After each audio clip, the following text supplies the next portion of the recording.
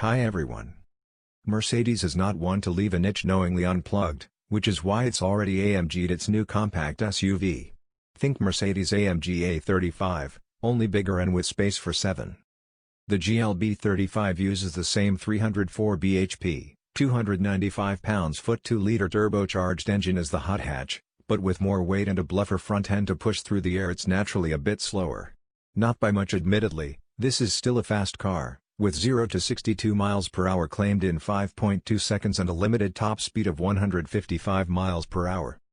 The Cupra Ateca, Volkswagen T-Roc-R, BMW X2 M35i, Mini Countryman JCW and Audi RSQ3 could all be considered rivals, but none have 7 seats.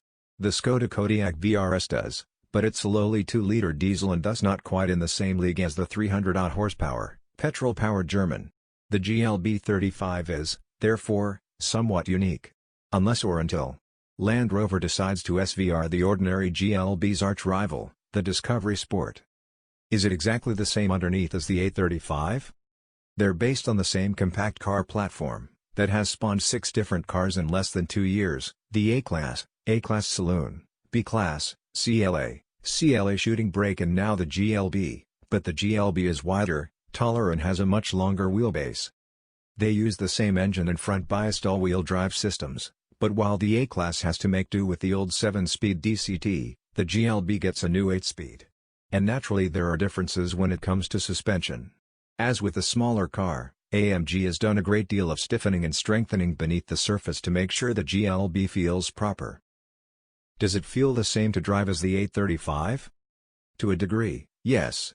The 2-liter turbocharged engine, for example, remains effective if unexciting.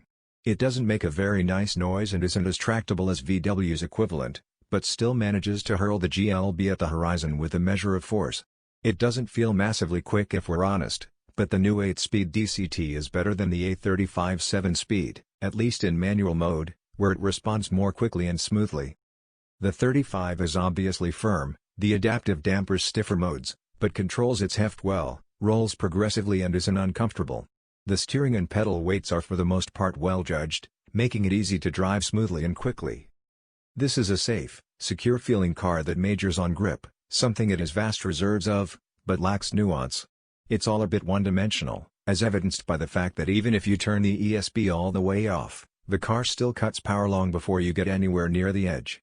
Not that anyone interested in a GLB will care about that kind of thing. But that hasn't stopped AMG in the past.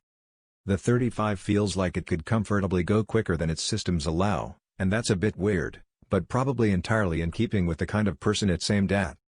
Looks interesting? The GLB is about getting where you're going quickly and safely. By those metrics it's very good indeed. A decent thing to tool about in over the winter months. But it's also about style. Over and above the regular GLB, you get an AMG steering wheel, with the extra controls that make switching between drive modes much easier, grille, wheels and so on. It looks good by GLB standards. Happily, the GLB35 is just as practical as the normal GLB, as it still gets all the clever seat folding /sliding /stowing stuff. Should I buy one? It's probably not a very sensible thing to do. 7-seat SUVs are better when they aren't trying their hardest to be hot hatches. Our advice? A quick estate, like the BMW 330d Touring, Audi S4 Avant or even a VW Golf R estate. Much more satisfying to drive and just as, if not more practical, for the 95% of the time you don't need the 2 tiny seats in the boot. Thanks for watching.